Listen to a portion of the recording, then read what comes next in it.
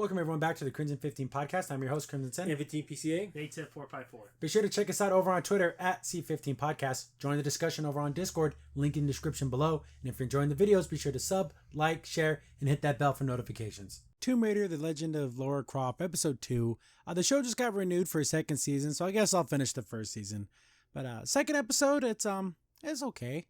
It seems to me that this show might just be aggressively mediocre. It doesn't do anything amazing. It doesn't do anything horribly bad. It just exists.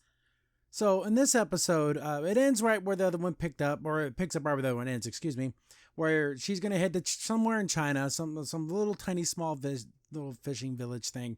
And why does everyone speak English? Honestly, is there a real reason for this? I can understand. They should have thrown me. This is me being a world building guy. I would have been like, she gets there. Nobody speaks English because why the hell would they? Then like someone's granddaughter who was like an exchange student is there. And she's like the translator, the in-between person. And you can have that, Lara, you have this granddaughter, and then you have the grandma who's like the leader of the tribe or whatever. And then you can have that dynamic. But no, everyone just like speaks completely perfect English, not even close to being broken English. Ridiculous. Absolutely ridiculous. And there's no reason for it. Not in this day and age. Like, you're telling me they couldn't find people that could speak Cantonese or Mandarin or whatever dialect they want to choose for these people. They couldn't find someone to do that. Anyways, so she gets there, and I guess that other guy got there first, and they're looking for this temple because I guess the legend, there was a second box. There was a jade box and a ruby box. So they're going after the ruby one. And apparently this ancient emperor guy got the ruby box, but then this evil fox spirit stole it away, and like all this stuff, whatever. Then Laura's just acting like a spoiled little brat, like a full-blown just brat. Like, you're not gonna show me where this temple is. Like, she's just being awful. Jonah shows up because Jonah followed her, and she didn't realize she was being followed.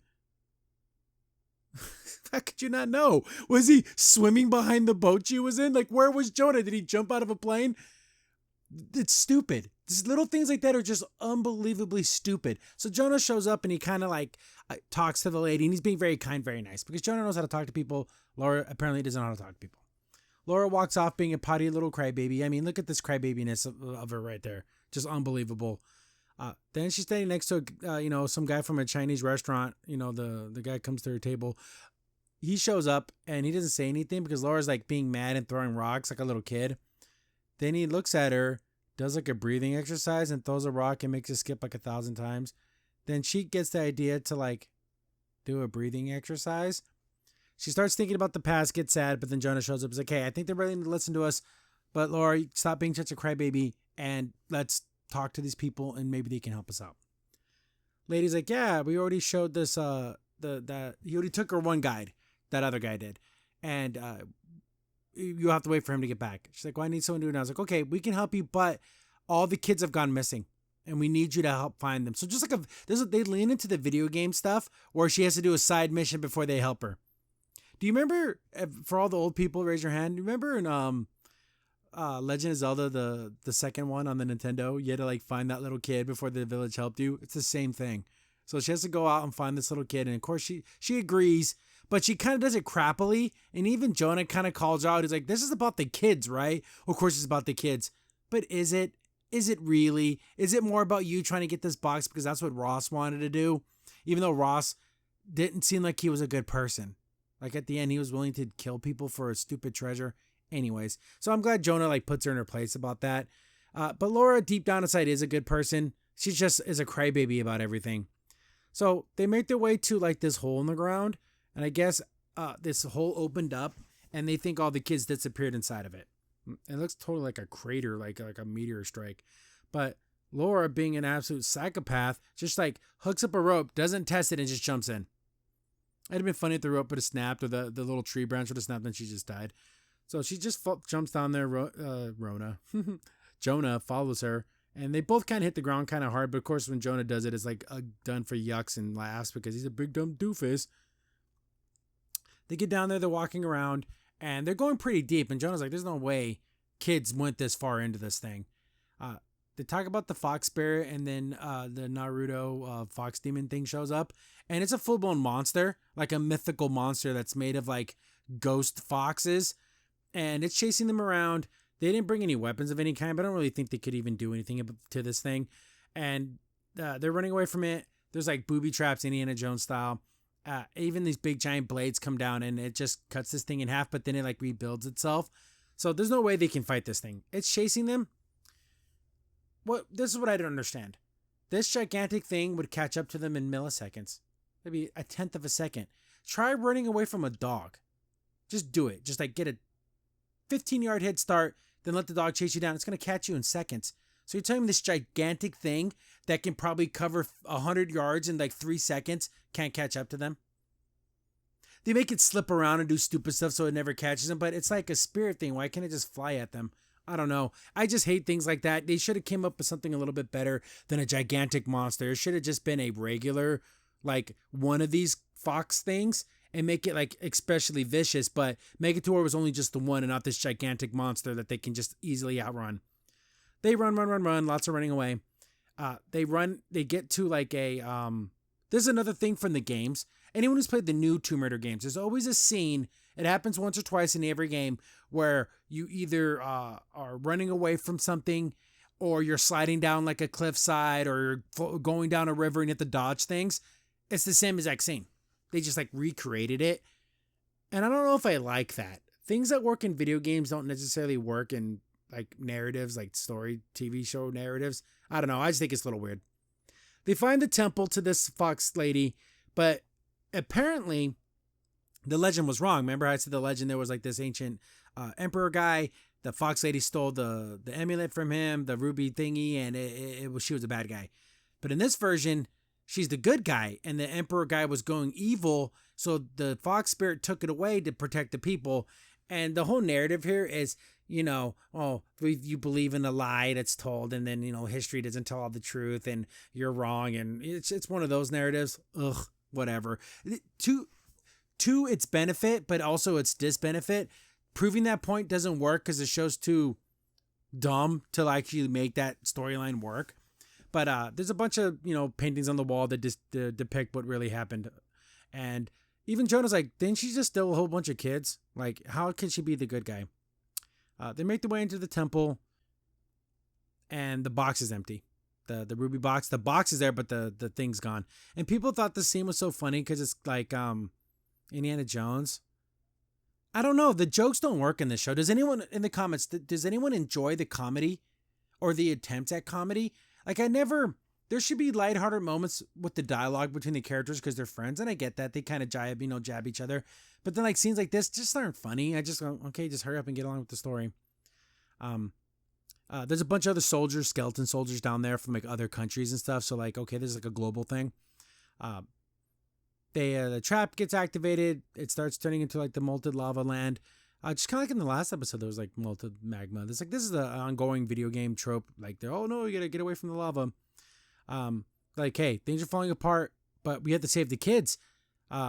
Laura goes further into the cave. Jonah's like, hey, okay, I'll find a way out. You find those kids.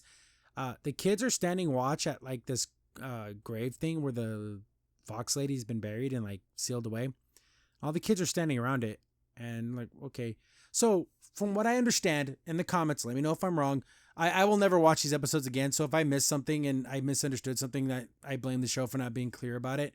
The fox lady sent out spirits to steal the kids to get people to find her to release her. That was her plan, to put children in danger, but it would force the people of the village to find her. Is that it? Am I getting that correct? What a dumb way to get help. But I guess if you're desperate, you'll do anything, right? Even put the lives of children at danger, but she's the good guy. Laura's able to open this thing with just her little pickaxe thing, and this big old, like, it's a full-blown spirit comes out.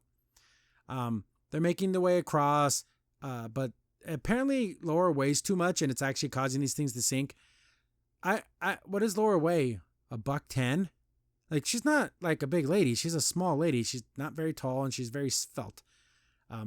She's trying to make the jump. Jonah actually saved her life. If it wasn't for Jonah, she would have been barbecued Laura. And then she still has the audacity to talk crap to him at the end of the episode. They can't find their way out. So Laura remembers to do the breathing thing. Remember when she was like on the beach? She does the breathing thing, and then like asks this spirit to help her. And then instead of like actually helping her, she shows her like a little crack in the wall, and just like freaking Sloth and the Goonies, she's able to like crack open the thing and saves all the kids. So hooray, she saved all the children. But then she goes back and sees the spirit. Then she kind of look like remember in the last Airbender, the painted lady? She looks a lot like that. But so that happened. There's a fox spirit out there somewhere now. They get home, all the kids find their parents, and everyone's like very happy about this.